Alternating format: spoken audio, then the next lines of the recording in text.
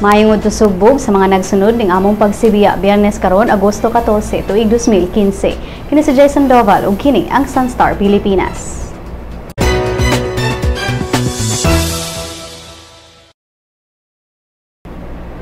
Abogada sa dakbayan sa Mandaue, Cebu, patay human kini gibanhigan kagabi sa Barangay Luok. Si Attorney Emily Ocanyada Alegre nagmaneho pa sa iyang sakyanan kagabi aron ihatod unta si Mandaue City Administrator Bricio Bohols paingon sa balay niini sa Barangay Luok sa dihang gibanhigan sila sa duha ka mga wa pa mailhing mamumuno. Si Alegre naglingkod sa driver's seat, tapad niya mao si Bohols ug naglingkod sa luyo nga bahin ang accountant nga si Antonio Pino. Si Bohols ug Pino daling gidala sa UC Medical Center human sila maangol. Matod ni SPO4 Marcos Noval Jr. sa Mandaue City Police Investigation and Detection Management Branch nga daghang anggulo ang ilang gikonsidera nga posibleng maoy hinungdan sa pagpamanhig. Lakip niini mao ang pagbangi o panagbangi sa trabaho ug personal nga dumot. Si Superintendent Mariano Natuel Jr., hepe sa Mandaue City Police Office, nibutyag nga doon na sila nadawat nga impormasyon nga kasamtangang gihikay pa ang annulment sa namatayang abogada tali sa bana niini. Apan gikinahanglan pa nila kining imbestigahan o kinahanglan pa sang mailhan ang mga mamumuno. 14 anyos nga dalaga gituuhang gipatay sulod lang sa ilang balay sa usa ka subdivision sa Cagayan de Oro. Si Stacy Villar napalgan sa iyang inahan nga wala nay kinabuhi sulod sa iyang kwarto kagahapon sa buntag. Sigon sa inahan sa biktima nga si Badet Villar nga wahin niyang nakit-an si Stacy mga alas 8:30 sa gabi ni adtong Miyerkules sa wala pa kininigawas sa ilang panimalay. Si Stacy nakatweet pa sa iyang social media account alas 11 sa gabi ni adtong Miyerkules ug matod niya nga busy pa siya og download og mga kanta. Apan wala maklaro sa tweets ni Stacy kung aduna bay kauban ang biktima ni adtong tungura sa wa pa kini namatay. Matod sa imbestigasyon sa kapulisan nga walay senyales nga gipugos pag-abli ang entrance sa balay sa biktima. Dugang sa report nga ang mobile phone lamang sa biktima ang nawala sa iyang kwarto. Nakuha sa mga investigador sa kwarto sa biktima mao ang gubang charger cord sa iPhone 5 nga posibleng gigamit pagtuok sa biktima. Si Bert Lim, kinsa presidente sa homeowner sa subdivision, diin nahimutang ang balay sa biktima ni siguro nga strikto og 24/7 ang ilang gipatuman nga seguridad sud sa ilang lugar. Daw gani mag-roving ug mag-check pa sa palibot ang ilang mga gwardya. Sa bahin sab sa witnesses, adunay usa ka silingan ang miingon nga pasado alas 8:30 sa gabi sa Miyerkules nakadungog pa siya nga nagkatawa pa ang biktima nga mura ba og adunay kuyog. Ning pagbalita, dili pa kasulti ang mga investigador kung kaila ba sa biktima ang mipatay kaniya o kung kawatan ba ang nibuhat sa krimen. Usa ka pulis nga nakabase sa Talomo Police Station sa dakbayan sa Davao ang giimbestigahan karon human kini napatay o human niini napatay ang usa ka lalaki nga adunay problema sa pangisip niadtong Miyerkules. Ang opisyal giila nga si Police Chief Inspector Leonardo Tarongoy kinsa Mirespondeng sa Barangay Catalunan, Pequeño sa distrito sa Talomo tungod daw sa pag-wild ni Oliver Duran Mercedes. Si Mercedes nagbitbit niadtong tungura og hait nga sundang. Gisuwayan kini pagpakalma ni Kagawad June Duray apan gitigbas na hinuo niini si Duray. Sulti ni Police Senior Inspector Milgrace Dres sa Davao City Police Station nga nangayo pa og permiso si Police Chief Inspector Leonardo Tarongoy gikan sa mga paryente sa biktima kung pwede bang tiilon pagpusil apan sa sigig lihok-lihok sa lalaki na pusilan na hinuon kini sa ulo. Mato ni Cesar ang stepfather sa biktima nga gikan ang iyang anak-anak sa Southern Philippines Medical Center Mindanao Center for Psychiatry and Behavioral Medicine tungod kay di maayo ang dagan sa pangisip niini ni atong Marso ning tuiga.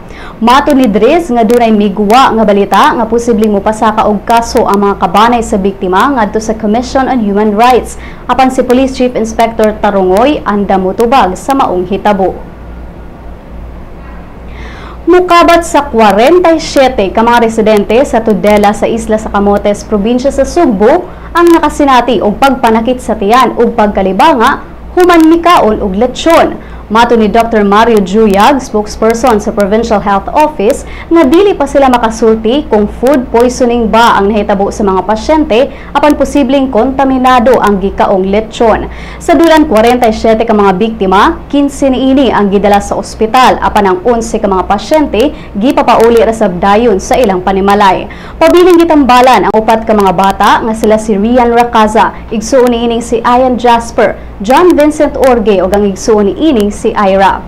Si Ryan Racaza ang amahan sa duha ka mga bata ug nakakaunsab sa lechon, nibutyag nga nakasinati na siya og sakit sa tiyan human sila mikaon sa lechon nga gipang-apod-apod sa usa ka construction site apan iya lang kining gibaliwala.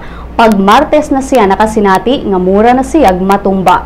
Mato ni Dr. Juyag nga nasayran sa ilang medical findings nga ang mga pasyente nakasinati og amibiasis. Dugang ni Juyag nga magpadala sila og team ngadto sa Tudela Camotes aron sa pagsuta sa gigikanan sa tubig nga mao'y gigamit sa paglimpyo ug pagluto sa baboy nga gihimong lechon. Ug aniya mga balita gikan sa ubang bahin sa nasod.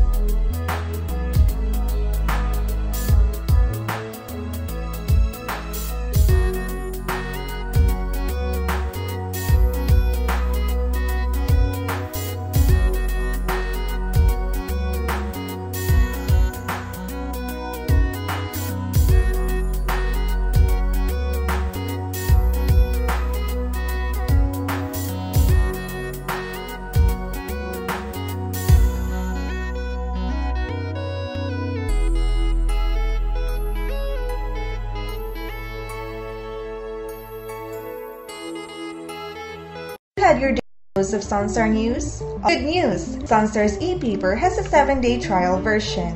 You can now check on the recent headlines on your desktops, tablets, or smartphones. From the hottest news to the latest updates on any publication. You may register with the following steps. First, go to the website www.sunstar.com.ph. Click the e-paper button at the upper right corner of the page. Click the subscribe button of the new user icon. Fill in the required field of information for registration. Once you're done, don't forget to mark the I have read and agreed to the terms of use and the privacy policy.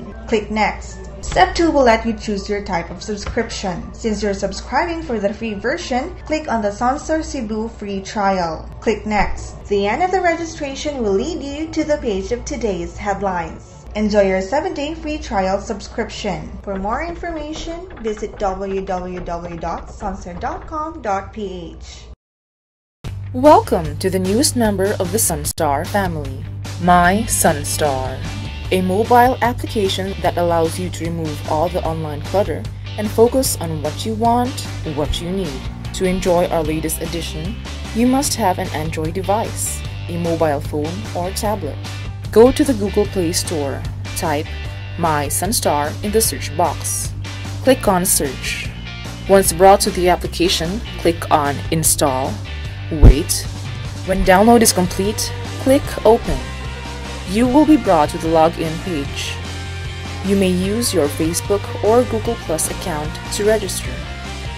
If you are already logged into your Facebook, registration is automatic. Next, select your interest. Click on at least 3 categories and at least 1 location like Cebu or Davao or any of the cities in the Sun.Star network. When you're done, click on Done.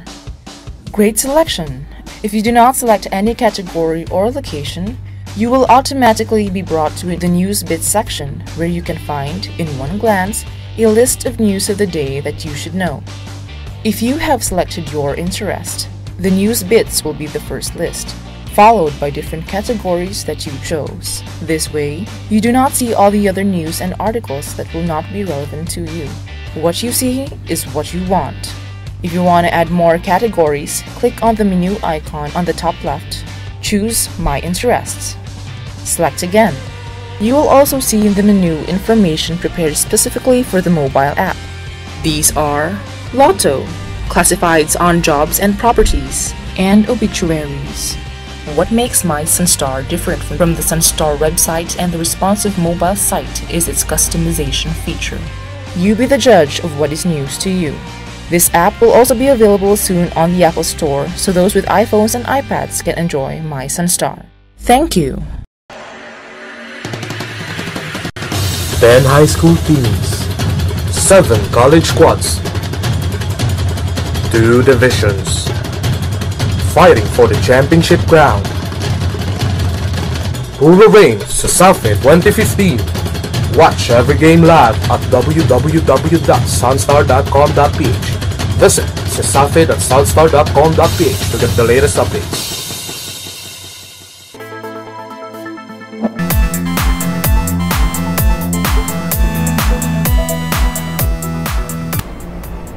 Sa CISAFI Basketball Games, nikao'g ang Southwestern University batok sa University of Southern Philippines 86-76. Si Lea Kapuyan sa detalye.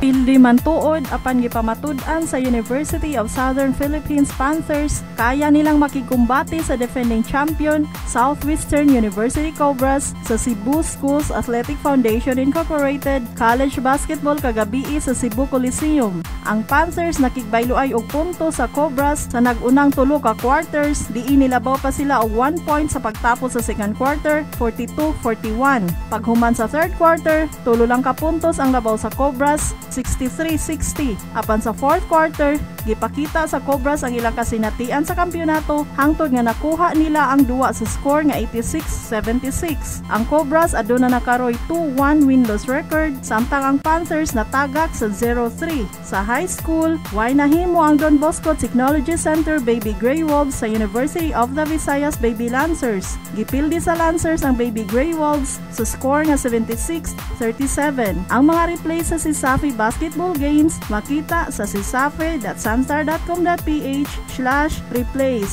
Lea Kapuyan sa Balitang Sports. Mga kabisdak! Ania na ang atong magazine! Bisdak! Kabisdak ato ani gikan sa bagatan hangtod norte.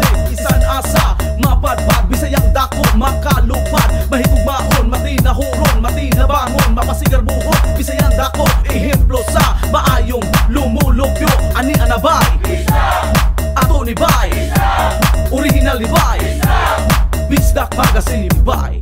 Ang Bisdak Magazine mapalit sa Newsboys ug sa inyong suking tindahan.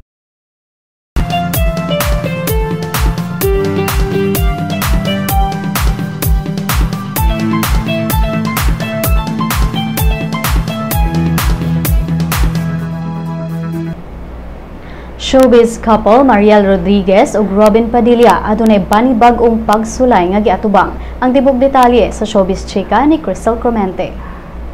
Hapit duha ka semana human nagpahibalo si Mariel Rodriguez ug hubby Robin Padilla nga posibleng mahimong triplets ang gisabak sa aktres ug TV host pagsulay ang giatubang karon sa Showbiz couple.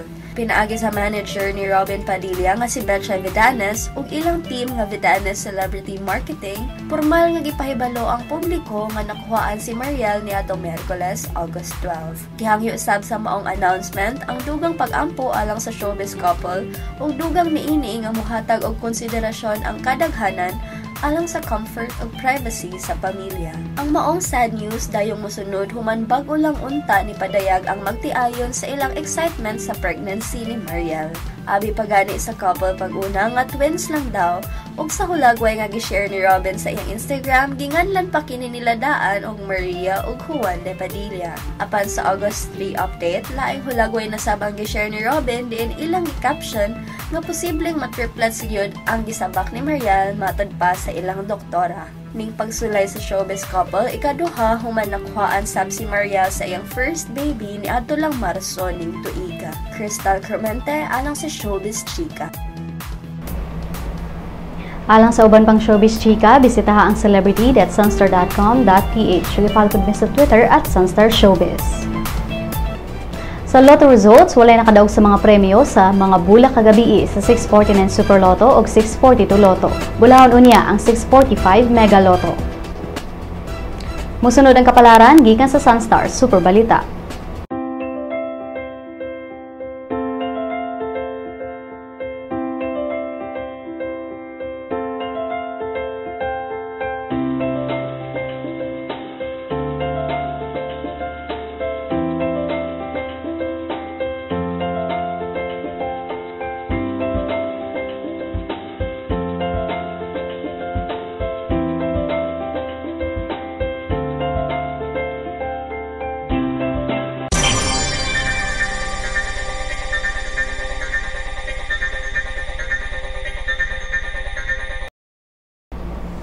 Ug dinhi natapos ang atong mga balita karong adlaw. Alang sa dugang pang updates, bisitaha ang www.sunstar.com.ph. I-follow sab ang among mga updates sa Twitter @Sunstar Online ug sa Facebook Sun.Star Philippine News.